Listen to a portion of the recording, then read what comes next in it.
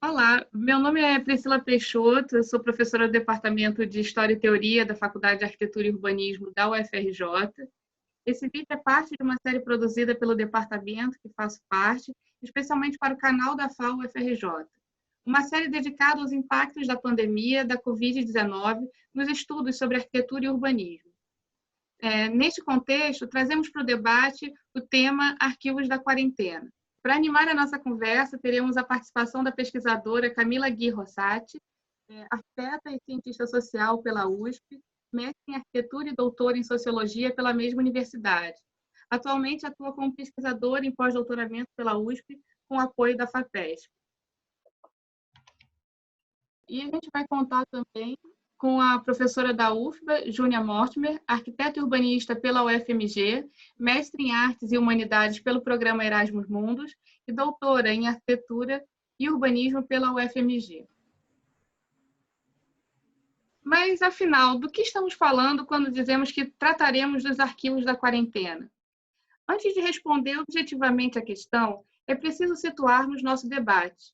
Desde que a pandemia de Covid-19 levou boa parte da população do planeta a se submeter a medidas de confinamento físico para refrear a disseminação do vírus, a mudança no cotidiano da população, no seu estado de espírito, as adequações ao trabalho, ao acesso aos insumos básicos e até mesmo a possibilidade ou não de se manter isolado se tornou objeto de uma verdadeira compulsão em registrar as memórias desses dias sentidos como excepcionais. Quantos de nós não se deparou com alguma campanha nas redes sociais em que se coletou em hashtags ou contas específicas os novos hábitos, o olhar enquadrado pela janela, ou se espantou com as nossas cotidianas formas de habitar? Do ponto de vista individual, impulsos como este não são uma novidade dos tempos de quarentena, nem sequer dos tempos recentes. Eles são, na verdade, bem semelhantes às práticas que, desde tempos bem remotos, levou a humanidade a construir modos de guardar suas memórias. Um desejo de levar essas lembranças até outros tempos para si mesmo ou para os outros. Uma espécie de marcador do tipo, vivia assim, amava tanto isso, não devemos esquecer que já vivemos tal coisa, ou temos que lembrar disso para nunca mais viver algo igual. Nos séculos XVIII, e sobretudo no século XIX, esse afã de guardar memórias para lembrar depois, atravessado pelo enquadramento autobiográfico, deu origem, por exemplo, aos diários. Naquela época, configurava uma quase cápsula do tempo, onde se escondia recordações para serem abertas só depois de muitos e muitos anos. No século XXI, a relação entre escrita íntima e escrita pública ganhou outros contornos. Hoje, elas ocupam as telas de TVs, computadores, tablets e smartphones. Elas fazem parte do cotidiano de quase todos nós nas redes sociais. Quantas são as pessoas que conhecemos e que estamos há pelo menos 90 dias sem encontrar, mas que sabemos até mesmo que ela jantou ontem à noite, ou ganhou no Dia dos Namorados, ou como estava a sua casa nos dias da quarentena. Da mesma forma que os diários do século XVIII não era a vida em si das pessoas que os escreviam, o senso comum não tarda em nos alertar que o que aparece nas redes sociais do século XXI pode ser fake. Não queremos esmiuçar essa questão aqui, mas para nós basta lembrar que toda escrita de si é uma representação. E como bem nos apresentou Roger Chartier, tantas práticas enquanto as representações são boas entradas para se estudar culturas. E é só lembrar, pois já deve estar parecendo distante, aqui estamos interessados em culturas arquitetônicas e urbanísticas. Bem, mas voltamos à questão específica dos diários e outras formas de registro autobiográficos do cotidiano. Seja no século XVIII ou no século XXI, esses relatos hoje já são vistos como documentos pelos historiadores.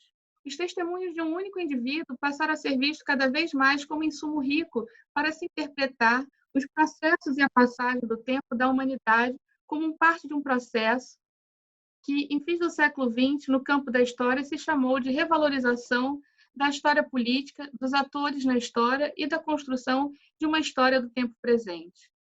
Como bem sinalizou Marieta de Moraes, ao publicar no Brasil o livro de René Rémond, Por uma História Política, a valorização das situações efêmeras, superficiais e inscritas na curta duração não negligenciam as massas, nem são incapazes de fazer perceber os movimentos profundos das sociedades. Ao se voltar para a curta duração, Essa história política busca dar a ver a pluralidade de ritmos em que se combinam o instantâneo e o extremamente lento. Essa postura de encarar a história trouxe reflexo não apenas para a produção de interpretações, mas também sobre o próprio processo de seleção, coleta e arquivamento de documentos. Se antes os arquivos públicos interessavam-se por guardar os registros das documentações oficiais dos cartórios e repartições públicas, cada vez mais se interessam em fazer campanhas e constituir coleções de relatos autobiográficos do cotidiano e de pessoas comuns.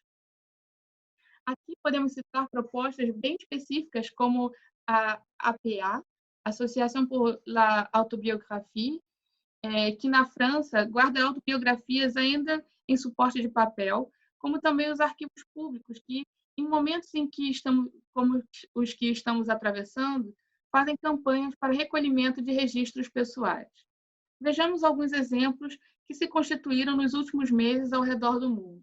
Nessas imagens que vocês estão vendo agora, a gente pode ver iniciativas como a do Arquivo Geral da Cidade do Rio de Janeiro, do Arquivo Municipal de Barcelona ou do Museu da Cidade de Nova York, que nos ajudam a trazer uma segunda camada de questões. Nos ajuda a aproximar ainda mais de pautas arquitetônicas e urbanísticas. Apesar desses arquivos e museus serem muito utilizados por pesquisadores, enquanto instituições públicas, sobretudo os ligados diretamente à administração municipal, como é o caso do Rio de Janeiro, têm como finalidade principal dar suporte à elaboração de políticas públicas. Ora, se juntarmos essa finalidade com o que apresentamos sobre a escrita da história política, poderíamos nos perguntar se nós, arquitetos e urbanistas e também pesquisadores, estamos realmente atentos às possibilidades que elas nos apresentam. Um arquivo com uma infinidade de registros pessoais, como os que enumeramos aqui, pode nos fornecer uma amostra interessante da pluralidade de indivíduos que compõem nossas cidades, as diversas formas de habitar que coexistem nelas, além de falar dos afetos coletivos. Contudo, se diante de alguns desses documentos seremos extremamente tocados pela nossa capacidade de empatia, diante de outros teremos o impulso de descartá-los. Talvez rapidamente sentenciaremos, isso daqui é impróprio, isso é banal. Mas será que essa é a melhor postura? O quanto a gente, enquanto arquiteto e urbanista, dialogando com os estudos históricos ou outras disciplinas, podemos nos manter em um estado de interrogação e pensar sobre a vida plural, diversa e, por vezes, contraditória e incômoda nas nossas cidades. Como isso enriquece nossos projetos? Como isso alimenta nossas pesquisas?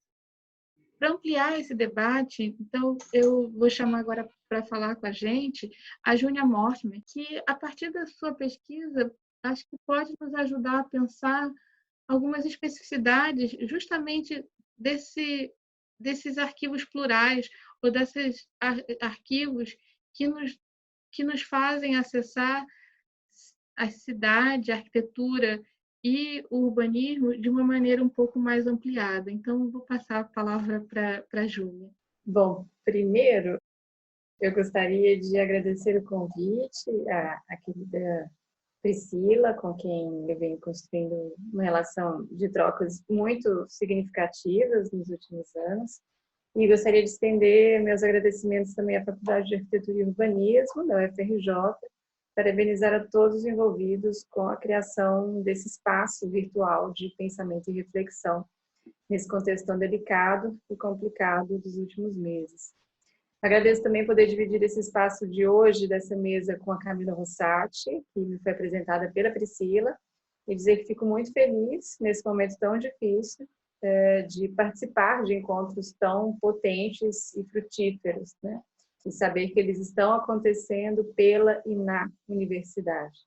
É o que dá ainda mais importância a esse canal que vocês criaram, no sentido de fazer circular o quanto as universidades têm se movimentado para lidar com os desafios de hoje e o quanto ela tem buscado também não aprofundar ainda mais as desigualdades que já existem no nosso sistema educacional, na nossa sociedade.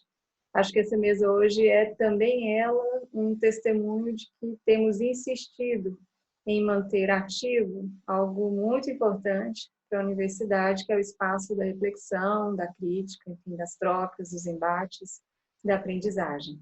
E essa nossa insistência em existir nos coloca o desafio de como fazer tudo isso novamente, sem reiterar as exclusões, sem aprofundar as desigualdades. Bom, meu nome é Júnia Cambraia Mortimer, sou professora da Faculdade de Arquitetura e Urbanismo da UFBA, em Salvador.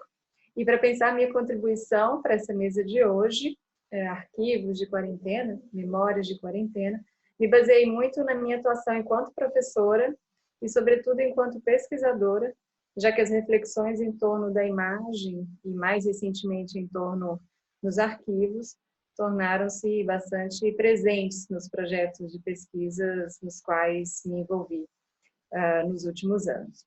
Eu vou tentar organizar minha fala no momento principal, em torno do arquivo, das fontes, do testemunhar, hoje, e em seguida vou apresentar 2 breves desdobramentos ou insights a partir desse momento principal, que se dedicam a pautar o questionamento e enfim, a trama, né? O perguntar e o narrar.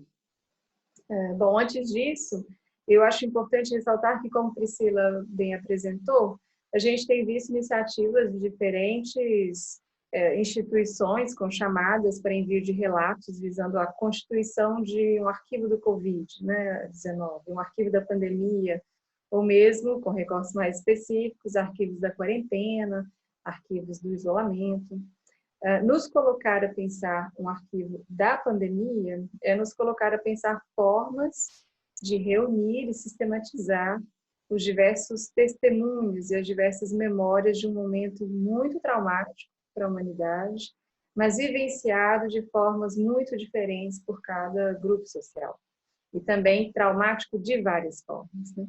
É um momento de corte profundo, de inflexão da vida, do cotidiano, um momento de ruptura de ordens com relação a ordens anteriores e de muito esgarçamento, né, no tecido social. E é também, ao mesmo tempo, um momento de explicitação das desigualdades, onde se escancara ainda mais a racialização das estruturas sociais nas quais estamos inseridos, né? Então, nesse sentido, ele pode ser também, ou ele é já também, um momento de muita possibilidade de reinvenção das práticas sociais, políticas, domésticas. Então, é interessante pensar que o arquivo que se propõe a reunir relatos da pandemia, as memórias da pandemia, ele toma como premissa essa condição traumática, né, desse momento histórico, e se propõe a transformar em fontes documentais, materiais que foram muitas vezes preteridos até relativamente recentemente, nos processos de constituição dos arquivos, né? Então, diários, cartas, anotações avulsas. E o que é muito importante também pontuar, provenientes de pessoas quaisquer. A gente pode ver um pouco das memórias, dos relatos que têm sido gerados de maneira independente, autônoma, né? Sem necessariamente vínculos com instituições, nas redes sociais e em outras plataformas virtuais. Os relatos vão desde postagens individuais até mobilizações mais coletivas. E eu identifico em algumas dessas narrativas, né, uma tentativa de, ao mostrar os limites impostos pela condição contemporânea da pandemia, eles tentam também perturbar esses limites de alguma forma, nos fazer pensar sobre isso. Então, por exemplo, tem esse aqui, já está aí na tela, o perfil Mascorona no Instagram, e nesse perfil reúnem-se diversas propostas de máscaras, né? Evidentemente em diálogo direto com a necessidade de uso da máscara como medida de proteção. E essas máscaras são propostas pelos usuários, e eles acrescentam a hashtag Mascorona, e a partir disso o perfil vai reunindo essas máscaras, né? E, bom, de cada uma dessas máscaras dá para criar toda uma malha, né? Enfim, na relação também entre elas, uma malha que cruza pautas políticas, protestos, afetos. E aí também um outro exemplo é o FAO Janela de Imagens, como a Priscila comentou anteriormente, esse elemento janela se tornou um elemento muito central, né, em todas essas narrativas em torno da pandemia, assim. E a FAUSP criou um pouco também essa pauta mais específica para tentar, de alguma forma, conectar a comunidade da instituição com temas que são lançados periodicamente. E, bom, claro, a presença do Janela já evidencia essa separação também exterior-interior que está colocada nessa condição vivenciada no isolamento social. Ainda produções já mais formatadas, enfim, seja de canais independentes que se propuseram a testemunhar a pandemia de alguma forma, como o programa diário de quarentena, organizado pelo canal Filtro de Barro em Salvador. E, por fim, essa imagem que eu apresento, há também experimentações artísticas, né, frutos desse momento, que apesar de apresentarem um formato em tese mais acabado, elas assumem a incerteza do próprio gesto da criação proposta, né? Então, o que as aproxima muito da dimensão do relato, cuja potência, eu acredito, está também na sua condição de ser um fiapo, um resto, um rastro que tem algo de precário ali ou de mais íntimo. E aqui acho que vale muito a pena referenciar, então, duas produções. Uma delas é Éramos em Bando, uma produção do Grupo Galpão, de Belo Horizonte, um média experimental, que se arrisca a transmutar ou traduzir para o cinema fragmentos de uma peça teatral cuja estreia foi suspensa de véspera, né, pelas medidas de proteção à saúde implicadas diante do Covid-19. É também uma forma de relato que evidencia, em primeiro plano, o desafio do ator de teatro em lidar com o espaço retangular que lhe cabe numa videoconferência, mas que evidencia, enfim, em vários outros atravessamentos na construção desse filme, questões outras muito caras ao mundo contemporâneo, como a escrita de si, a invenção de si, o sentimento de si, enfim, o cuidado de si. Então, aqui a gente tem mais algumas imagens desse filme. E um outro filme que eu acho que vale também mencionar é o curta República, da Grace Passou, que pauta de modo muito pungente a desigualdade na experiência cívica do Brasil como nação, mas também na experiência do isolamento, né? E escancara a questão racial no país. Também como Éramos em Bando, do Galpão, o filme de Grace é realizado todo em casa e durante o período de quarentena, com todos esses artistas em isolamento social. Tem um aspecto que aparece em muitos desses relatos, considerando o recorte, né, de uma certa maneira, dos privilegiados pela quarentena, que é a domesticidade, né, a esfera do doméstico, o ambiente doméstico. Num dos trabalhos mais recentes que desenvolvi na universidade, nosso objeto de pesquisa foram 10 álbuns de família produzidos pela fotógrafa amadora Aracy Esteve Gomes entre 1950 e 1966 em Salvador. Também outros documentos do arquivo dela foram utilizados como fontes, como cartas, postais, impressos, jornais. Ela guardava segundo um sistema de organização de critérios bastante variados. A gente tem aqui duas imagens dos álbuns. Os álbuns também contavam com algumas partes deles, sobretudo os álbuns iniciais com a escrita, né? Então essa sobreposição da imagem e da escrita nessas páginas, nesses volumes iniciais.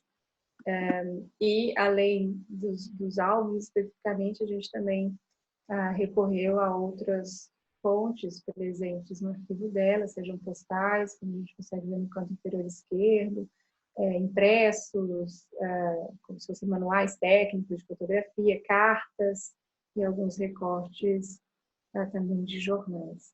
Um dos aspectos importantes que a gente levou em consideração nessa pesquisa foi justamente situar essa produção fotográfica nos seus regimes de visibilidade, né? Então, se a gente estava falando de fotografias para álbum, então é um álbum que circula entre os entes queridos, né? Então, como coloca muito bem a Augustina Triquel, um livro, como coloca muito bem a autora Augustina Triquel em Fotografias e Histórias, né, que é um livro sobre álbuns de família na Argentina, o álbum, ele é tanto uma experiência de produção, mas também, talvez, sobretudo, de compartilhamento, né? Sendo que nos momentos em que esses álbuns são compartilhados, ou eram compartilhados, enfim, a gente sabe que isso não é necessariamente uma prática ainda tão recorrente quanto já foi, ela talvez se transmutou para outras formas também, e aí pensar no Instagram, enfim, pensar em outras formas de compartilhamento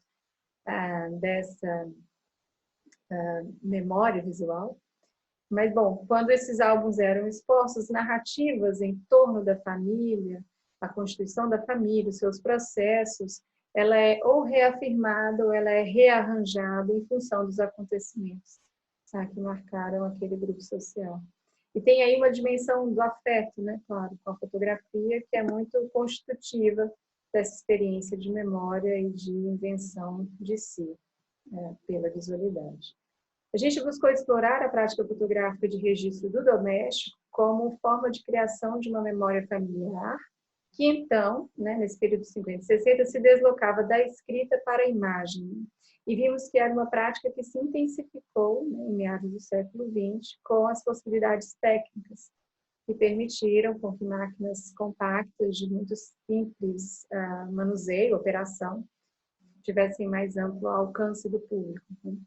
E vimos também, por fim, que pelas propagandas muito frequentes na época, essa é uma campanha da Kodak na revista Cruzeiro em 1963, o público visado tinha uma relação com o feminino, né? O feminino como aquele que vai ser o guardião da memória familiar. Então, esse lugar da maternidade era, de uma certa forma, um dos aspectos ou um dos apelos propagandísticos desse momento, e, ao mesmo tempo, um incentivo a fotografar todo momento, assim, encontrar uma singularidade em qualquer momento, ela já estava muito presente, não?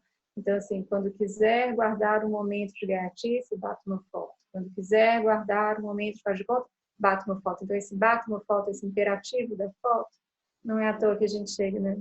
Não é do nada que a gente chega nessa fúria das imagens que a gente vivencia hoje. Bom, nada disso, assim, que eu estou falando, nada dessas armaduras, né, de interpretação, elas explicam ou justificam as imagens em si presentes naqueles álbuns. Afinal, também tem uma dimensão estética ou artística desse tipo de documento que tem a possibilidade de furar, né, toda essa armadura. Mas contribui no entendimento dessa fonte para se pensar a cidade que nela aparece, as pessoas, os objetos, as relações sociais ali implicadas, e, por fim, o próprio arquivo no qual essa fonte e outros documentos foram encontrados. No caso dessa pesquisa, nosso argumento era de que a fotografia, a prática fotográfica, né, relacionava privado e público, doméstico e urbano, pois a câmera era um dos fatores que legitimava a presença daquela mulher em lugares e situações talvez inesperados para ela, diante do horizonte de expectativa do feminino naquele período histórico. Nesse sentido, vimos na prática fotográfica dela uma prática urbana, porque foi por meio dessa prática, seja fotografando o ambiente público da rua, seja o interior da casa, que vislumbramos a cidade de Salvador daquele momento. Tendo em vista essa pesquisa que eu apresento com os álbuns e a relação da prática fotográfica doméstica com a prática urbana de Iraci, quando me coloco diante desses testemunhos contemporâneos da pandemia, duas coisas me chamam muita atenção. A primeira é o fato de, bom, o doméstico fazer parte do urbano, né, da constituição que se entende por urbano, não altera em nada a falta que faz andar pela cidade, né, o corpo na cidade. E aqui eu lembro muito de um querido amigo, que é o professor Washington Drummond da UNEB, que escreveu outro dia uma belíssima carta de amor à cidade, e que me lembrou muito dessa relação da escrita, do feminino, dessa sedução de André Breton ou de Jorge Amado, com Guia de Ruas e Mistérios. E daí também podemos lembrar, né, se a gente for pensar também nesse contexto, né, André Breton, enfim, escrevendo ali década de 30, surrealismo, quem fotografa é o Boifard, e o próprio Guia de Ruas e Mistérios, ele conta com fotografias do Flávio Dan, e está muito contemporâneo às práticas fotográficas do Pierre Berger, que é um fotógrafo de rua, né, do caminhar na cidade. A gente pode lembrar como que essa prática também é muito cara para uma determinada vertente da fotografia, na qual os fotógrafos se propõem de fato caminhar pela cidade, né? Então, a gente passa O Walter Fraga, por exemplo, eu estou pegando esse contexto mais específico, esse recorte de Salvador, na década de 30, 40. Depois a gente passa pelo próprio Pierre Berger, sobretudo 40, 50, essas imagens dele. E um pouco mais para frente, já na década de 70, o Mário Cravo Neto, já introduzindo as cores, toda uma relação com a cultura pop, que ele vai produzir a partir desse material nesse momento. Bom, neles todos, o andar pela cidade ele é muito fundamental. E quando somos privados disso, evidentemente, isso tem efeitos, consequências, isso nos afeta de alguma forma. É toda uma dimensão cultural que é tolhida, né? E para quem lida ou investiga, produz arquitetura e urbanismo, é uma dimensão muito importante. Isso pode nos afetar negativamente, possivelmente, e nos entristecer, simplesmente. E para muitas pessoas, acho que sobretudo nas favelas ou bairros mais populares, isso pode ser praticamente inconcebível em termos de uma cultura socioespacial. E aí eu proponho a gente lembrar um pouco do Carlos Nelson, desse estudo tão referencial, que vocês no Rio conhecem tão bem, que é Quando a Rua Vira Casa. A análise comparativa, esse é um dos esboços, né? Inclusive a capa do próprio livro, mas a análise comparativa que faz Carlos Nelson entre o bairro do Catumbi e o Selva de Pedra mostra, falando de uma maneira bem generalista, que a cultura socioespacial do bairro antigo e tradicional do Catumbi, no fim das contas, ela não sobreviveria, ela corria um risco muito grande de não sobreviver aos parâmetros e concepções modernos que guiavam a implantação do Selva de Pedra. Por meio de uma metodologia que nós chamamos de desenhos, como aquele mostrado anteriormente, fotografias, colagens, o que é bastante também inovador desse estudo, o autor tenta chamar a atenção para essa outra cultura das relações no espaço da cidade, das relações interpessoais no espaço da cidade. E que mantém, enfim, essa outra cultura, essa outra cultura dessas relações no espaço da cidade, ela mantém também um outro tipo de relação entre público e privado, entre doméstico e urbano, entre doméstico e rua. Para as pessoas que herdam essa cultura socioespacial de que fala Carlos Nelson, a propósito do Catumbi, isso é, para os moradores e moradoras de bairros populares e favelas, pessoas de baixa renda, mais pobres, ficar em casa pode ser quase insustentável. E aí não somente por uma demanda da continuação do regime de trabalho presencial, né? Inclusive às vezes para viabilizar a quarentena do patrão ou da patroa, mas podemos pensar que também por uma questão cultural, né? E aí não no sentido de desinformação ou ignorância, como muito comumente se acusa, mas porque para essas pessoas que compartilham dessa cultura socioespacial, na qual a rua é a extensão da casa, é muito possível que o risco da vida sempre esteve muito presente. O risco à vida sempre esteve muito presente. Então, existe um entendimento de que a pandemia, o coronavírus, é mais uma componente, mais uma agravante.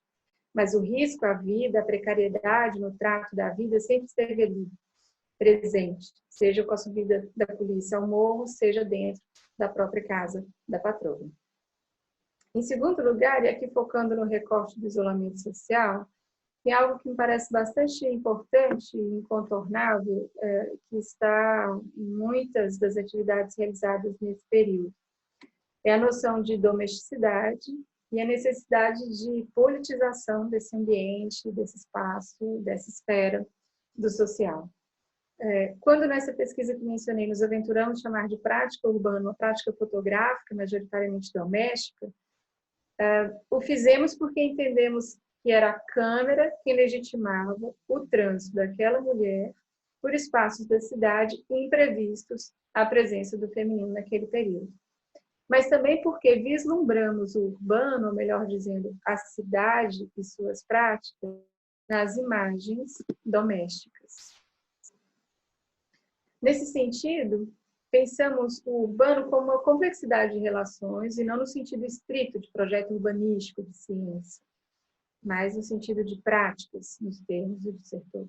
Entendemos que, ao criar a visualidade doméstica, a fotógrafa criava junto uma visualidade de uma dimensão do urbano, enquanto práticas, desviando-nos, assim, da polaridade público-privado, urbano e doméstico. Então, o próprio Carlo S. de Soto, que ela narra em muitas cartas, é o que possibilita ir, inclusive, à praia no final de semana, né? Então, o domingo na praia, que era um hábito aí também de uma determinada classe, se deslocar para o litoral norte de Salvador.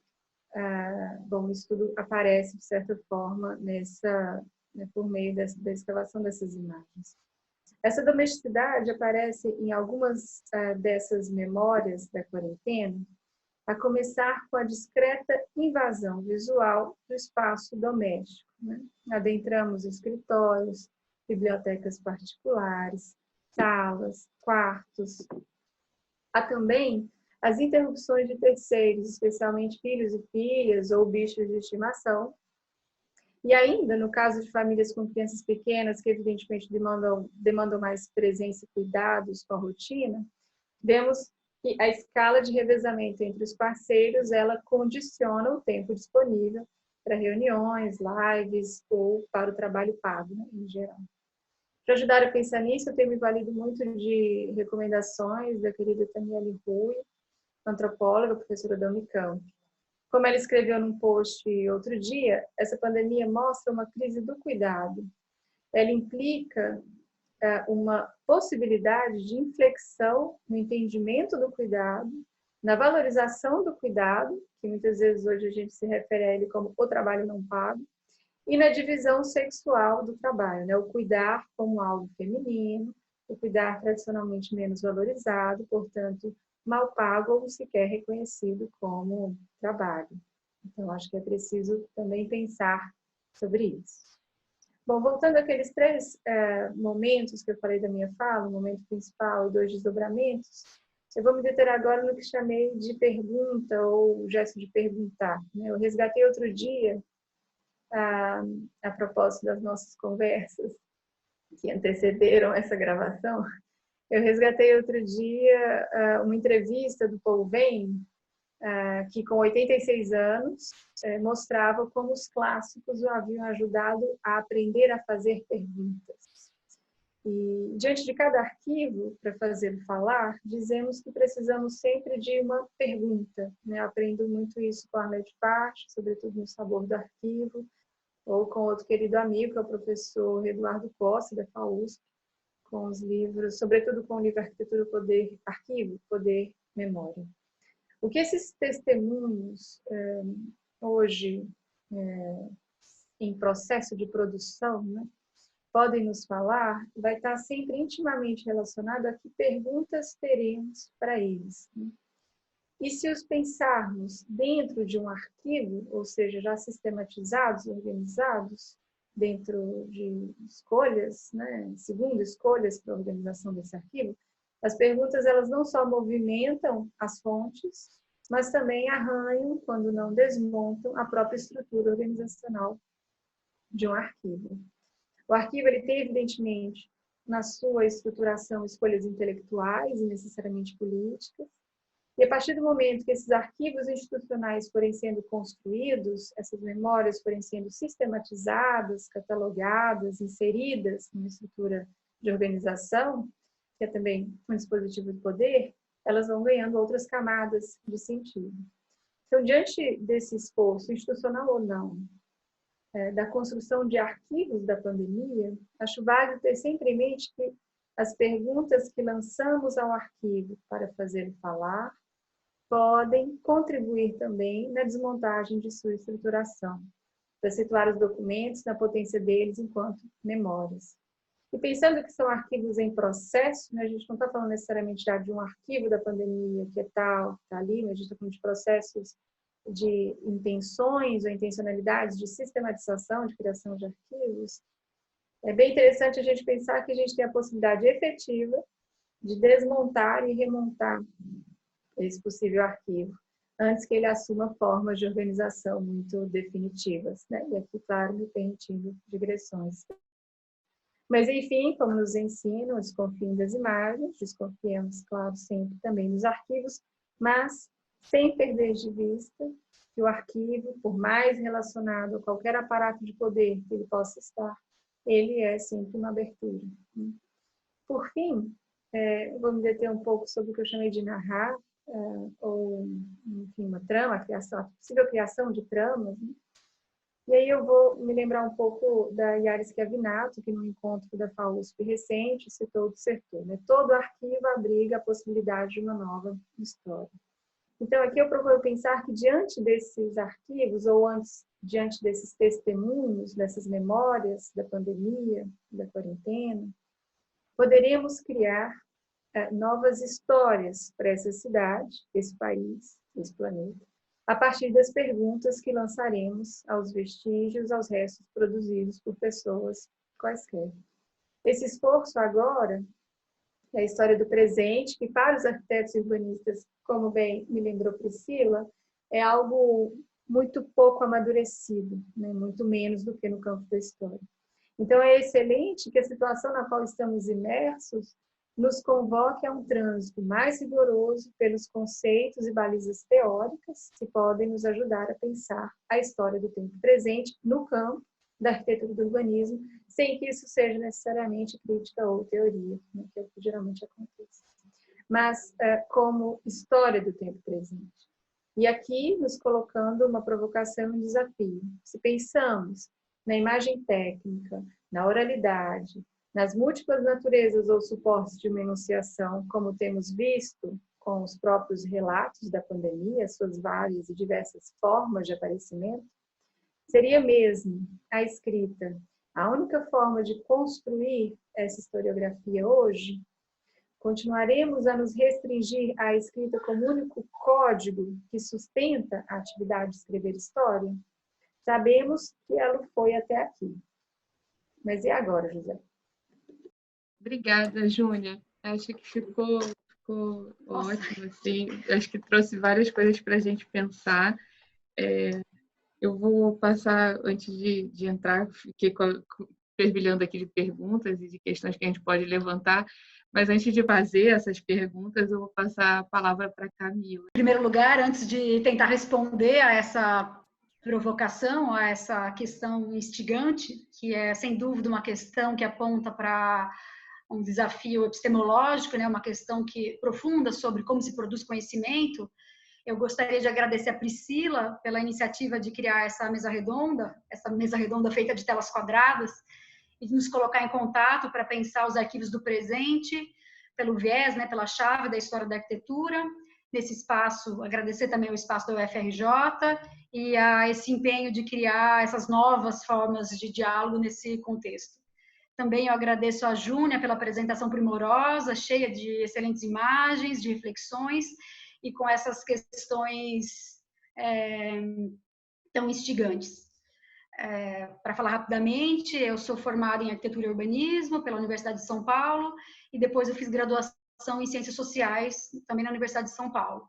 Fiz doutorado em Sociologia, e agora eu estou fazendo um pós-doc, de novo na Faculdade de Arquitetura, um pós-doc financiado pela FAPESP. Então, eu vou tentar trazer um pouco das minhas experiências de pesquisa e de reflexão, né, sobre o presente, para partilhar com vocês e, me baseando no que eu venho estudado, abrir algumas questões e dialogar com o que foi colocado. Sobre a questão instigante, para retomar um pouco e abrir, há várias maneiras, eu talvez não conseguiria falar de todas, mas há várias maneiras de pensar, responder a essa questão, derivá-la.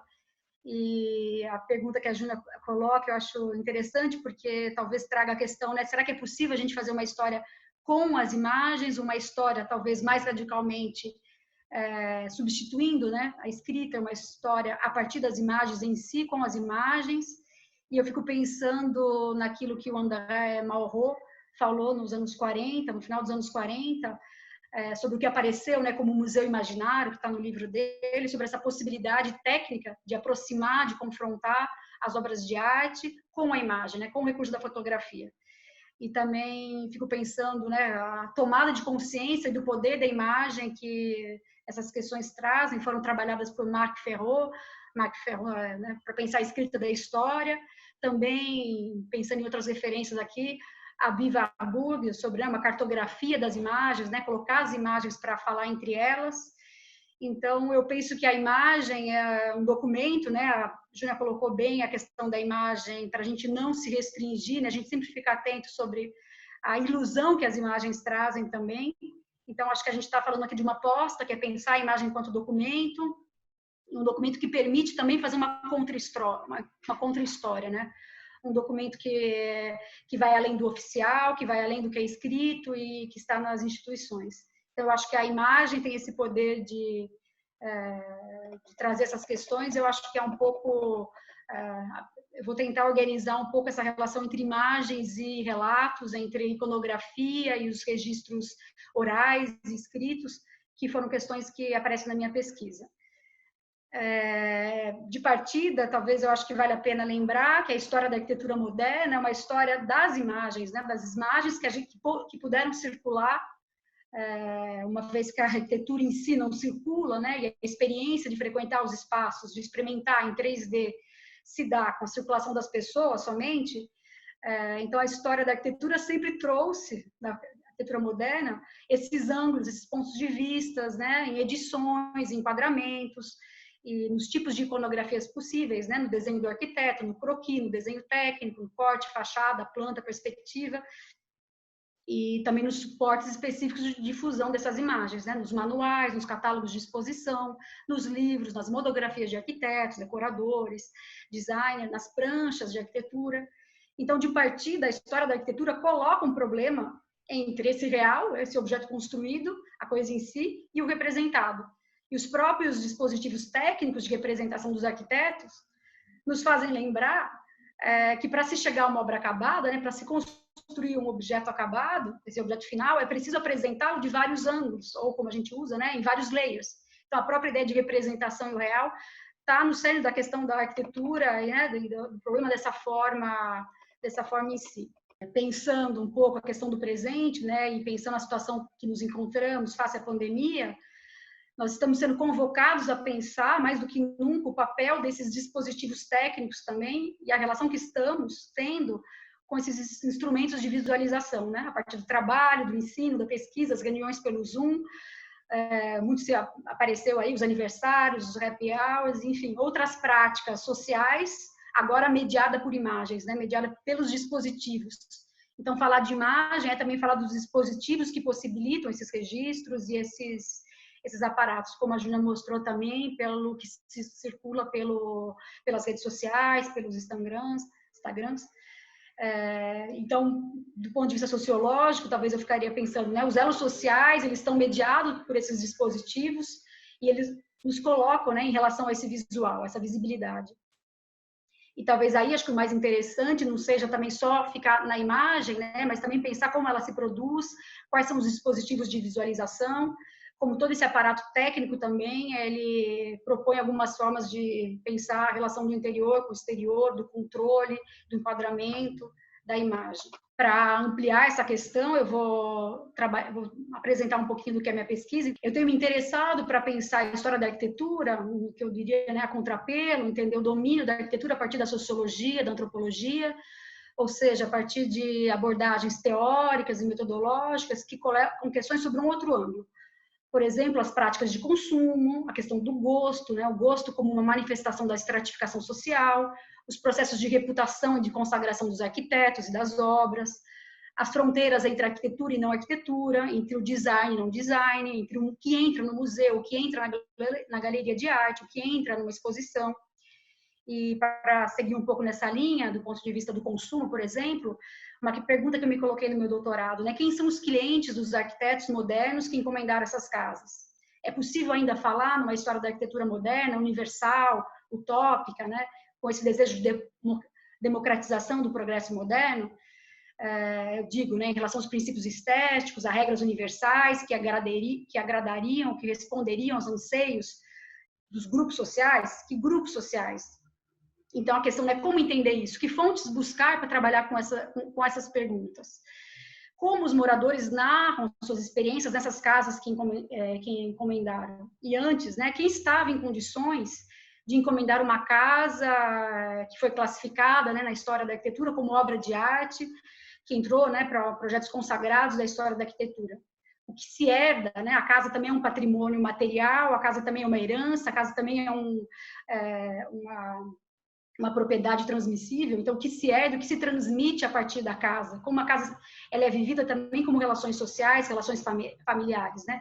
A casa forja, isso Lévi-Strauss trabalha sobre isso, Bourdieu trabalha com isso, a casa forja também a família, o clã, uma unidade em torno dela. Então, para pensar essa questão que a pandemia está colocando em relação, né, ao espaço da casa, eu estou buscando um pouco da minha pesquisa para abrir um pouco das questões em relação a história da arquitetura. Então, eu colocaria, né, a pergunta, né, quais documentos que nós poderíamos utilizar para reconstruir essa história, e no caso da arquitetura, que documentos eu trabalhei? Eu tenho pensado a casa em si construída como uma poderosa materialização de uma experiência social, né, a casa tal como ela é, num terreno de tijolo, de concreto em si, mas também podemos cotejá-la com os relatos dos moradores, os relatos dos filhos, os modos de apropriação desse espaço, cotejar também como as expectativas dos projetos dos arquitetos em relação a esses espaços e o uso que os moradores deram a ele, que muitas vezes subverteu o uso com a decoração do que havia sido proposto, que quebrou um pouco a dinâmica do gosto que estava imposto, ou de uma forma de morar que era a expectativa, né, do arquiteto. E no meu doutorado eu trabalhei dentro da história da arquitetura, né, dentro de uma história social da arquitetura, de uma leitura com essa abordagem sociológica, tentando pegar as casas emblemáticas, né, as casas exemplares, as casas que entraram para a, entre aspas, história da arquitetura. Então, pensamos nos processos também de legitimação dessa história, mas de casas que foram projetadas por arquitetos prestigiados, daquilo que se convencionou chamar de a escola paulista. Não vou entrar aqui nos termos dessas configurações, mas e pensando também, né, dos arquitetos que puderam recusar os projetos, né, projetar casas, ou daqueles que ficaram submetidos apenas aos projetos de casa. Então, a casa coloca problemas para o arquiteto, para o morador, para a história da arquitetura. Então, um pouco da minha via de entrada nessa pesquisa foi os moradores, né, os encomendantes, ou para dizer de um modo mais polêmico, a clientela que acessou esses escritórios de arquitetura. Lembrando aqui, né, que talvez falar de clientela e falar dessa relação de um profissional liberal que presta um serviço pago, que é, talvez ali para dizer com Bourdieu, de como esse campo da arte está ligado com a questão do interesse, do desinteresse, né, na denegação do econômico. Então, para falar desses processos artísticos também é sempre importante lembrar dos processos de denegação, de negação das relações materiais, financeiras, né, pagas. Então, acho que esse universo da arquitetura, ela traz essas questões em relação à casa. Então, a pergunta que eu me coloquei, e que eu vou trazer um pouco aqui de alguma maneira para apresentar um pouco, como foi possível a emergência dessa clientela, né? Então, vou falar um pouco de uma questão mais metodológica, né? Eu encontrei memórias, biografias, autobiografias, análises críticas, relatos históricos daqueles que foram os encomendantes. Às vezes, os moradores, né? Filho, esposa, o próprio proprietário que arcou, que narra as suas relações com as moradias. Às vezes, a moradia ganhou na história da arquitetura o nome do marido, mas pelos relatos das biografias, a gente sabe que foi pelo dinheiro da esposa que a casa foi paga, né? Então, acho que é interessante também pensar nessas relações de gênero que também estão no cerne da constituição de uma família, e aí para trazer a questão, né, quem casa quer casa, a casa também como a inauguração de um projeto familiar. Então, a casa, a arquitetura, né, não é apenas aquilo que o profissional, o arquiteto, a partir de um conhecimento técnico, uma declaração estética, né, um desejo de pertencer a uma vanguarda, afirmou como um programa formal, a casa que coloca no papel, mas ela também faz parte de uma negociação, né, numa via de mão dupla, de quem encomenda, de quem mora e de quem se apropria no espaço, e dentro desse espaço as relações da família. Então, né, quem estava em condições, nos anos 50, de encomendar uma casa moderna e depois ainda narrar, produzir um relato em primeira pessoa sobre essa experiência social, estética e também, em muitos casos, uma experiência política, né, uma experiência de afirmação de uma prática militante, de uma prática de esquerda, muitas ligadas ao Partido Comunista. Então, essas são as perguntas que eu procurei interpelar essa história da arquitetura pelo viés sociológico, pelo viés antropológico. Essas imagens que aparecem agora na tela são algumas imagens dessas casas que eu trabalhei, né, e dos relatos que eu pude encontrar sobre elas, e casas, por exemplo, do Vila Nova Artigas, casas do Paulo Mendes da Rocha, do Sérgio Ferro, do Flávio Império, do Rodrigo Lefebvre, do final dos anos 40 até o final dos anos 60, então dentro daquilo que a gente pensa, né, dessa nossa arquitetura moderna paulista.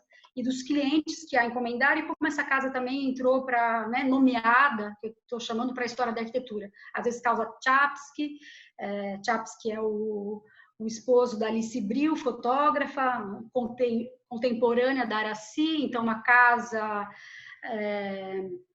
ele médico, né, ela fotógrafa, uma casa que, enfim, tem o ateliê da fotógrafa, né, como um espaço materializado no interior da casa. Então a casa ela também registra, materializa, né, essa configuração de um espaço profissional dessa mulher que vai trabalhar para a revista Habitat, que vai fazer fotos da cidade, que vai trazer também uma questão das fotos de criança.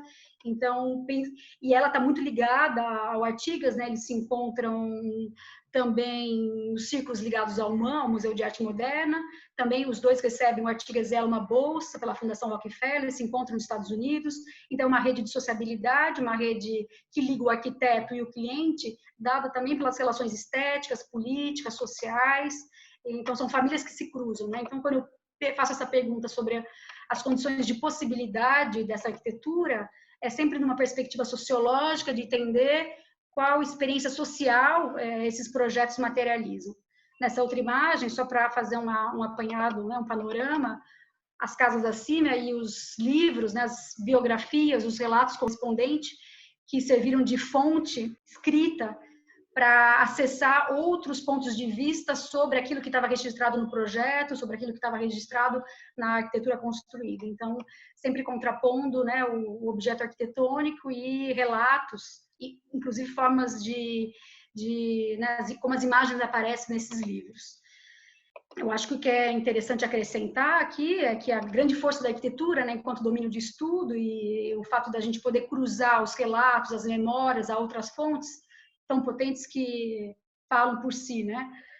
Então, temos o relato, temos a casa construída, como eu disse, mas também temos o desenho do arquiteto, o croquis, o projeto, muitas vezes, que não foi construído, ou o projeto que a gente sabe que foi alterado pela família, às vezes mudando uma porta que liga a cozinha com a sala de jantar, ou às vezes criando novos acessos que separe a parte da domesticidade, né, do controle das pessoas que trabalham dentro da casa, com a parte social da casa.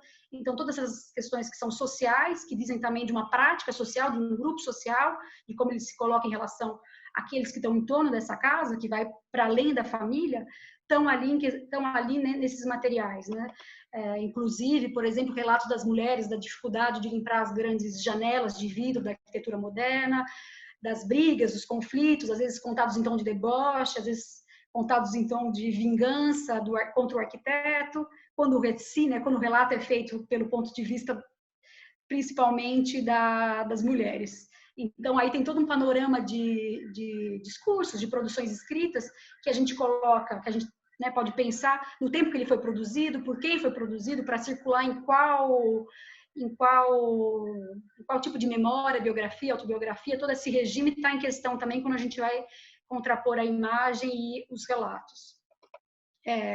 Também isso eu estou trazendo para pensar, né, que a casa publicada na revista, ela adiciona mais uma camada ainda dessa relação entre o arquiteto e o cliente, que tem a ver com as dinâmicas, né, de disseminação do gosto moderno e da consagração da arquitetura moderna. Então, as casas que aparecem nas revistas, né, tem projetos editoriais específicos, tem seleções, tem triagens, tem modos de representar, né, tem modos de falar da arquitetura, tem modos de fotografá-la, de nomeá-la. E essa imagem seguinte, né, só para apresentar um pouco a revista Habitat, a revista Acrópole, que são as revistas mais profissionais, ou a revista Casa e Jardim, por exemplo, que é uma revista, como mostram imagens, que está mais ligado a essas prescrições também de práticas domésticas em relação às mulheres. Essas casas modernas também aparecem nesses materiais e nos trazem também, né, outros modos de falar sobre tudo que está envolto a questão da casa. Eu também trouxe na pesquisa, né, um pouco do que a Júlia também, o álbum de família, né, quando esses móveis, quando esses modos de morar são ofertados pela família, né, que a gente tem as fotos para transmissão, né, tem alguns desses clientes que eu levantei, tem a própria foto da construção da casa, então como a própria construção da casa, a contratação do arquiteto entra para o álbum da família, então ela entra também como um relato da odisseia dessa família, né? Que a casa tem essa importância também dentro desse processo. Então, é nisso que eu estou falando, de um espaço vivido, de um espaço narrado, um espaço fotografado, publicado, herdado nessas várias formas de pensar a herança. Bom, esse breve panorama, com esse conjunto de pontos que são um pouco metodológicos, um pouco teóricos da minha pesquisa, foi um pouco para tentar pensar como eu poderia refletir sobre, né, os desafios da arquitetura e do urbanismo com as memórias da pandemia, com esses arquivos do Covid, e sobre isso que está dado, né, como esse apelo, essa chamada das várias instituições para a coleta desses relatos, nesse momento que o que está em jogo é a relação da cidade com o espaço doméstico. Eu acho que o que é interessante dizer também, que foi dito pela Priscila, é que a gente tem uma situação transnacional de formulação de arquivos, né, em várias cidades do mundo, Nova York, em Barcelona, em Paris, mas mesmo em cidades fora desse circuito cosmopolita, apareceram esses pedidos de coleta de imagens. Então, a gente está formulando grandes arquivos que podem ser comparáveis, né, inclusive fora dos nossos enquadramentos nacionais, regionais, locais. Então, acho que também tem aí uma questão importante para a formulação desses acervos e para a comparação em larga escala também, porque nós estamos lidando com um processo que é a pandemia, que atravessa o mundo, né, que nos colocou todos dentro desse contexto. Uma outra questão que eu acho que apareceu também na fala da Júnia, eu acho que eu pensei, e só complemento, é a diversidade do material que tem se apresentado e as formas de narrar, né? Então, as especificidades dos canais, né, que estão da linguagem, da modalidade, voltando, da modalidade de produção dos discursos, considerando o estatuto e o suporte desses lugares, né, os diários, os blogs, as poesias, as prosas, as cartas, fotografias, selfies, desenhos, áudios, vídeos, posts nas redes sociais, YouTube, Facebook, Twitter, os áudios do WhatsApp. Esses enquadramentos são tão diferentes entre si, né? E eles trazem, assim como os relatos, eles não são mimes, eles não são cópias da realidade. Eles não são transparentes também, né? Eles têm uma certa opacidade, eles têm que ser lidos também nesses lugares de enunciação, nesses regimes de visibilidade. E essas diferentes formas de expressar mostram também uma vontade de registrar, né? Dessas pessoas que estão registrando esses momentos e compartilhando, como a Júnia disse. Então, eu acho que o interessante também é pensar em mosaico, né? Pensar em relação, pensar formulando um corpus, né? Um corpus de documento para que eles possam ser comparáveis, para que a coleta possa ser sistemática, para que a gente saia de uma visão um pouco representativa ou talvez anedótica desse momento. Uma outra questão, né? Quais documentos e quais perguntas para esse documento? Temos aí um problema, entre aspas, né, no bom sentido, para os historiadores, para os arquivistas, para os responsáveis das coleções. Tem chamadas também de museus, né, pedindo os objetos da quarentena, os objetos da pandemia. Então, vai ter esse trabalho de triar, de selecionar, de elencar, de sistematizar, de cadastrar. Então, um documento, quando ele é instituído, né, quando ele passa por uma instituição, ele passa por filtros, ele passa por dinâmicas de seleção. Um pesquisador, né, atento a isso, vai também pensar os critérios, as dinâmicas, as lógicas de seleção.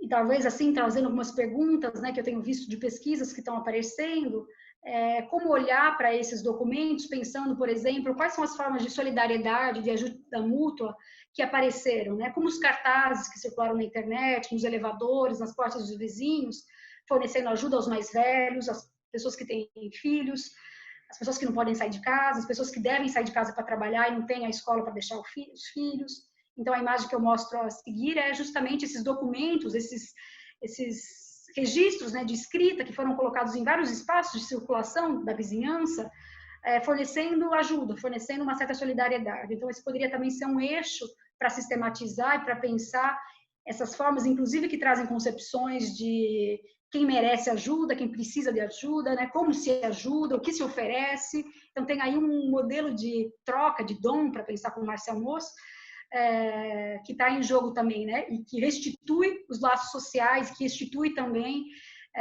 a confiança em momentos de trauma. Que tá. Outra questão também é quais invenções, quais originalidades, quais novas formas de usos que estão sendo propostas, né? Por exemplo, outras máscaras, hortas em casa, formas de distribuição das tarefas domésticas entre os moradores, né? Questionamento de hierarquias dentro da casa, muitas vezes, né, condicionadas às clivagens de gênero, que não estavam, questão do sobretrabalho das mulheres, né, questão do cuidado, que não estavam questionadas, passam a ser questionadas ou passam a sobrecarregar ainda mais as mulheres. E não só no espaço da casa, né, mas pensando também nos outros espaços, da escola, da enfermagem, que são espaços também de cuidados feitos por mulheres. E também as invenções, né, que esse dispositivo de conexão, de mediação de imagem com o mundo, né, os happy hours, os botecos online, as conferências online, né, essa amplitude que a gente recebeu de trocas nesses espaços midiáticos. Para falar também mais especificamente do espaço doméstico, né, uma fala recorrente que eu vi foi como as famílias separaram o espaço da casa entre os locais puros e os impuros, né, para pensar nessa diferenciação que faz Mary Douglas, né, no perigo, na pureza e no perigo dos espaços. Então, os locais a serem desinfetados, os locais que a gente tem que passar álcool, as roupas onde elas têm que ficar, os sapatos. Então, toda essa dinâmica que é, sem dúvida, de demarcação, né, de purificação, mas também de demarcação simbólica, de demarcação física, de demarcação entre o que é purificado, o que é contaminante. Tem a questão urbana também, tem a questão, né, do comércio, do uso da rua, como os comerciantes anunciaram o fechamento, né? A gente vê muitos cartazes das lojas anunciando o fechamento. Então, tem pesquisas da sociologia urbana que pensam o consumo também, né, analisando esses cartazes, esses materiais visuais escritos nas portas dos comércios, para sistematizar um pouco qual é a autoridade que eles dão para o Estado, como eles impuseram o fechamento, como eles falam da suspensão e do contato com o cliente, da retomada. Então, tem toda uma sociologia do consumo, da rua, né, dessa lógica de vivência urbana que foi quebrada com o fechamento, né, e com a circulação das mercadorias pelo espaço da cidade. Enfim, tem questões também em relação ao luto, às perdas, que lembranças a gente guardará desse período, né, como cada grupo vai enfrentar a pandemia.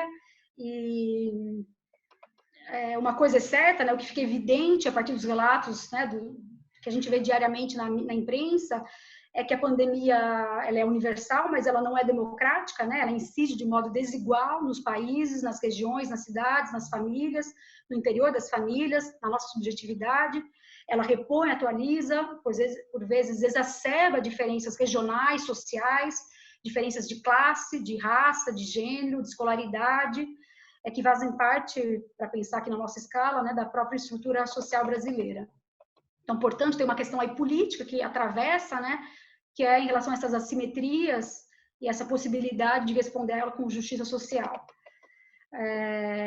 Claro que para responder a isso, né, do ponto de vista que a gente está colocando aqui no debate, né, de como interpelar esses arquivos, é preciso guardar os traços desses materiais, né, documentar essa crise e ter esses testemunhos escritos, fotográficos, que são essenciais para reconstruir essas histórias singulares, marginais, face à crise. Lembrando, claro que talvez não ficar só no registro, né, da dor, da pena, da vítima, mas também pensar nas soluções, inovações e nas saídas políticas de questionamento que floresceram, que emergiram, que a gente viu aparecer, né, por aí.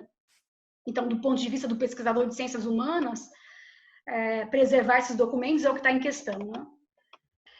Então, para fechar, pensando nessa questão política, né, na memória que o momento traz, tem uma fala que a Arlette Farge fez recentemente, né? Ela disse que a pandemia se espalhou por todo mundo, né, e exacerbou também desigualdades, e esse pós-confinamento também faz parte dessa memória, né? As consequências, a explosão social de reivindicações também são parte disso. o movimento nos Estados Unidos de revolta, né, com o assassinato do George Floyd, um homem negro desempregado por conta da pandemia, a morte do Miguel, filho da empregada doméstica, né, uma família negra, cuja mãe estava trabalhando, né, na pandemia, sem ter onde deixar o filho na creche. É também a face brasileira desse processo. Nesses dois casos, são pessoas que não puderam, né, estar praticando o confinamento. Não é à toa também que a força da imagem do George Floyd foi ligada ao vídeo, né, à disseminação do vídeo. Então, tem uma potência desse registro que cria, né, a transnacionalidade também da circulação dessas imagens. Então, para retomar, né, cruzando o que eu me propus a pensar, as imagens e as narrativas que elas contêm, e como a gente, né, interpela essa narrativa, temos também agora, né, recentemente, uma outra situação exemplar, que é o movimento que se espalhou em várias cidades de derrubada, né, de destronamento das estátuas de colonizadores, de traficantes de escravos, de ditadores, de exploradores, né?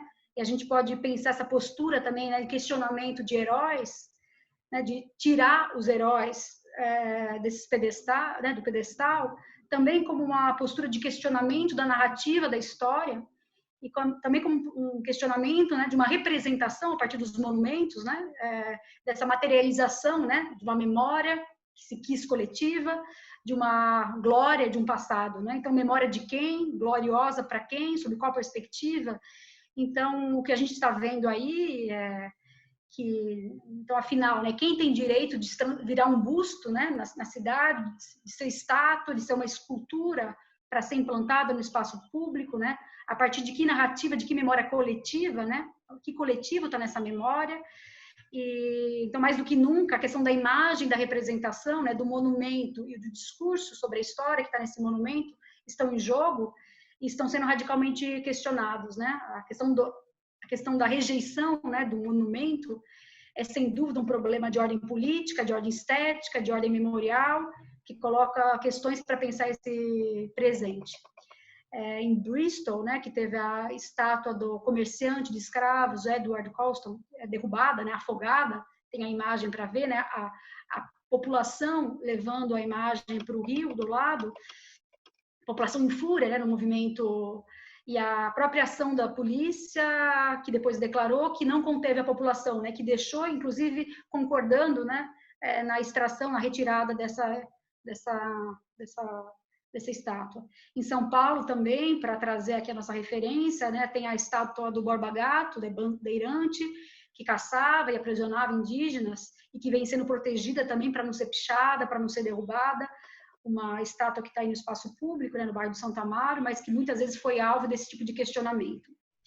Então, esse momento também coloca questões teóricas, questões conceituais para os historiadores, né, que refletem sobre a memória, sobre a escrita da história, mas também colocam problemáticas eminentemente políticas para os operadores do patrimônio, né, para os organismos federais, estaduais, municipais, para o poder estatal, né, que toma decisões em relação à oficialidade da memória. Certamente a questão da rejeição das estátuas, né, não é um tema novo, esse tipo de iconoclastia fez parte dos grandes movimentos de reversão do poder, da troca de governo, das mudanças de regime.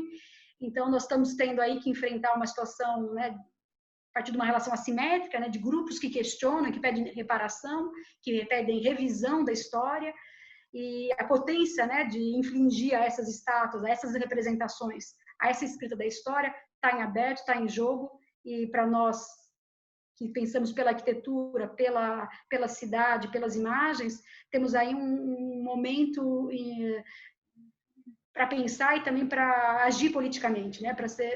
Para entrar na própria construção do debate de políticas públicas em relação à memória. Os arquivos da quarentena, né, trazem essa questão, mas essas questões também estão aí, na ordem do dia, no espaço público, e nos interpelam. Obrigada. Camila, olha, eu queria agradecer a sua contribuição, acho que você, assim, que foi trazendo um fluxo de outras questões que a Júnia já tinha começado a colocar.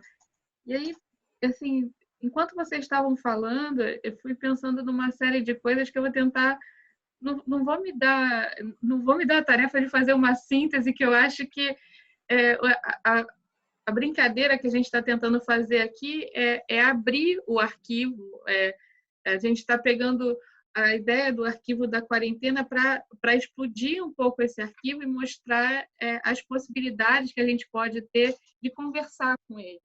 Eu fiquei pensando como é que um jovem estudante de arquitetura e urbanismo ele começa a, a pensar a arquitetura a partir dessas entradas, ou possibilidades de pensar arquitetura a partir dessas entradas, sabe?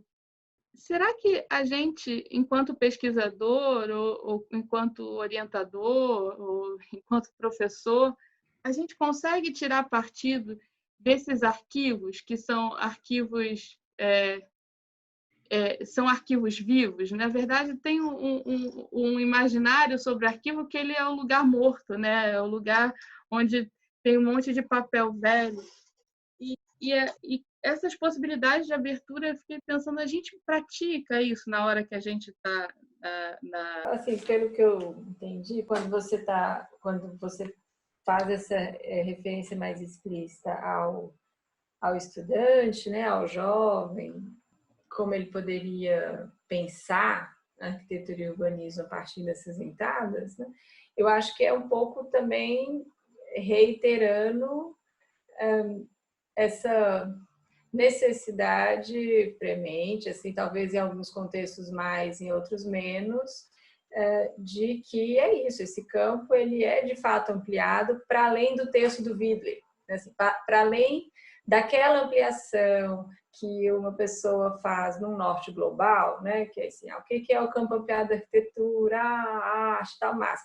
Mas para nós a ampliação é outra, assim, até acho que para o campo em geral. Mas pensando, inclusive, para o nosso contexto, assim, é legal, adoro o texto, enfim, prezo muito pelo trabalho do Widler, mas as ampliações que a gente precisa, elas estão muito mais incisivas no próprio corpo, assim. Então, esse jovem, a partir do momento que, para chegar, sobretudo quando a gente fala numa universidade, num público que começou a mudar por meio dos processos da garantia das cotas, então que a gente tem uma mudança desse corpo discente, então ali você tem uma demanda muito mais incisiva para a gente, inclusive de que, olha, a arquitetura não é mais, se por um tempo convencionou-se aceitar que ela era essa historiografia do manual mais clássica, isso não se sustenta hoje porque a gente tem, inclusive, uma demanda muito imediata dos nossos discentes de que, olha, isso não está respondendo às questões que eles próprios já podem ter, como o que é arquitetura e urbanismo, né? Então, às vezes, é interessante que esse enfrentamento com esses discentes que chegam com essas demandas, eles são muito positivos porque eles trazem talvez um corpo na cidade que, como acadêmicos ou universitários, professores, mesmo da arquitetura e do urbanismo, a gente tende a ir perdendo, né? Assim, a gente tem, porque tem o compromisso tal, tem a biblioteca, enfim, tem mil coisas para ler, tem mil coisas, reuniões, e quantas vezes é isso, assim, a gente se dá conta, pô, a gente não fez uma... Claro, não agora, enfim, num contexto imediatamente ao Covid, assim, mas antes do Covid, mas é isso, assim, quantas vezes eu fui me dar conta, eu não estava fotografando na rua, assim, que é uma atividade que me ajuda a pensar, que me ajuda... Então, eu acho que é interessante, assim, pensar, assim, como que eles podem pensar, talvez eles já tragam, um certo público discente já traz essas demandas, e eu acho que, de outro lado, para aqueles que não necessariamente trazem porque não têm uma vivência mais imediata desses embates da cidade, eu acho que, bom, não sei, mas, por exemplo, quando eu ouço uma fala da Camila que traz isso, por mais que o termo, ela falou, não seja muito bom da clientela, mas, pô, a clientela da casa, o quanto que aquilo muda uma leitura daquele objeto conforme geralmente ele nos é apresentado. Isso significa muito a própria obra, né? Assim, aquela própria produção, enfim, acho que dá uma complexificada que eu tendo a pensar, talvez eu esteja sendo muito otimista, mas eu tendo a pensar que a prática dos estudantes hoje em lidar com vários meios, em lidar com o livro, em lidar com o vídeo, em lidar com o celular, tem uma questão talvez um pouco negativa que a gente insista, que é a necessidade da leitura. A leitura de textos mais longos, ela foi, no campo da arquitetura e do urbanismo, é uma questão, né? Não é uma demanda fácil por parte dos docentes com relação aos professores, mas ao mesmo tempo acho que tem alguma tendência, não sei, ou uma predisposição, uma habilidade já mais colocada pelos multimeios de forma de interação com o mundo, que é a da complexidade, assim, sabe? Então eu acho que essas leituras do tipo que a Camila apresentou um pouco de pesquisa, elas estão complexificando esse objeto, né? Elas estão meio que enredando ele numa coisa que não se sustenta mais uma certa historiografia. Enfim, só para especular, que talvez a pergunta ela reverbera bem, assim, não acho que ela se perca.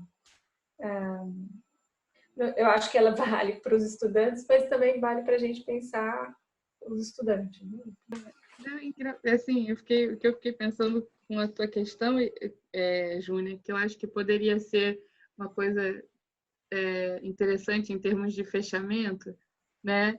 É que o que eu fiquei pensando é que na minha fala inicial eu fiquei tentando problematizar como é que hoje a gente já pode pensar esse arquivo, se um arquivo antes eram só os arquivos oficiais, todo um movimento da história que está tentando ver justamente as coisas do cotidiano ou a fala de um único indivíduo como significativa para uma história política. Acho que isso é um pouco do que eu tentei falar no começo.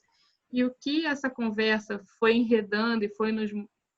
Assim, não que a gente não soubesse, não que não fizesse parte do nosso coisa, mas que foi se explicitando, é como não só a gente partiu de uma possibilidade de olhar para os arquivos da quarentena como arquivos da arquitetura e arquivos da cidade, arquivos dos estudos urbanos, se a gente quiser dizer assim de maneira mais ampliada,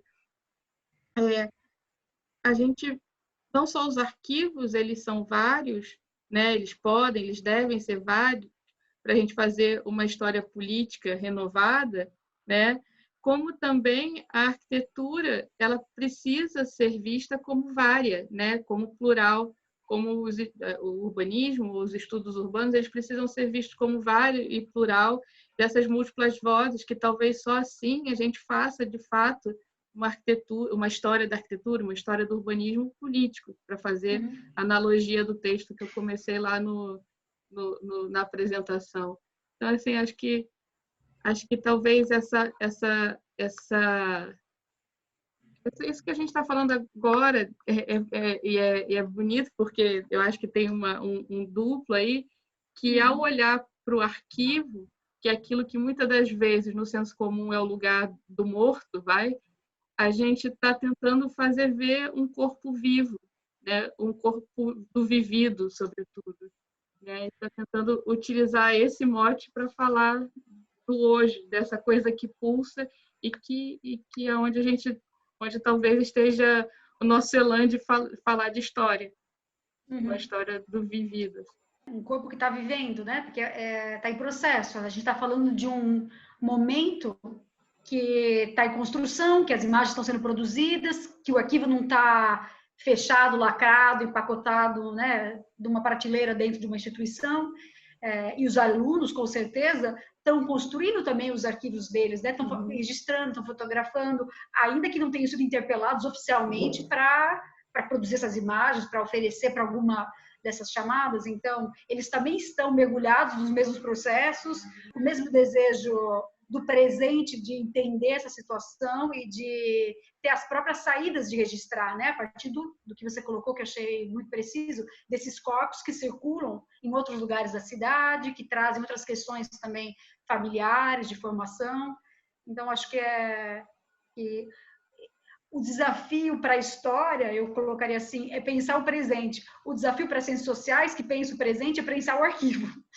E para a arquitetura, a gente pensar o social com o espacial é também um desafio. Então, a gente está aqui dialogando em áreas que são fronteiriças, mas que cada uma traz métodos, traz conceitos, teorias, autores, linhagens, mas a gente está tentando prismar, né, como acho que é o desafio da arquitetura, né? Um objeto 3D, que eu falei no começo, como que a gente prisma, a gente vê de fora, a gente entra, a gente sai, vê por cima, vê em fachada, vê em corte, como todo processo social real é complexo, é multifacetado e nenhum ângulo dá conta, né? Nenhuma reconstrução é total, elas são parciais e a gente precisa, obviamente, como seres sociais, seres políticos, uma amplitude de olhares, de métodos, né, que está à disposição, óbvio, dentro da tradição do pensamento sociológico, antropológico, historiográfico, toda uma discussão da imagem. Então, a gente vai multifacetando, né, prismando esse objeto para pensar algo que não está dado, né, que é esse presente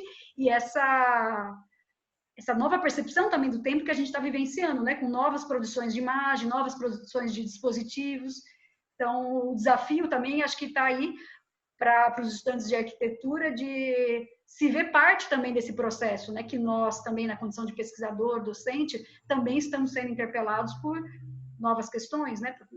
Eu acho muito legal isso, porque essas fronteiras com esses outros campos, elas vão também, não sei se habilitando a gente, no sentido de que a gente vai entendendo melhor o que a gente está querendo trazer para o campo, elas vão habilitando uma disputa de campo, assim, porque poderia chegar para ele e falar assim, então vai para Belas Artes, né? Tipo, se você está querendo falar de fotografia, vai para Belas Artes, se você está querendo falar de, sei lá, sociedade, vai para ciências sociais, estrito senso, e a gente fala, não, a gente está querendo falar de arquitetura e urbanismo, a gente está, o nosso, entre aspas, objeto, assim, o nosso campo, onde a gente entende que as pesquisas incidem, é nesse campo, então é uma certa forma de ir alargando ou disputando mesmo que o que a gente está falando não é de outro campo. A gente está falando desse. Né? O que me ajuda a pensar em relação a isso, de novo, assim, saindo do campo para falar do campo,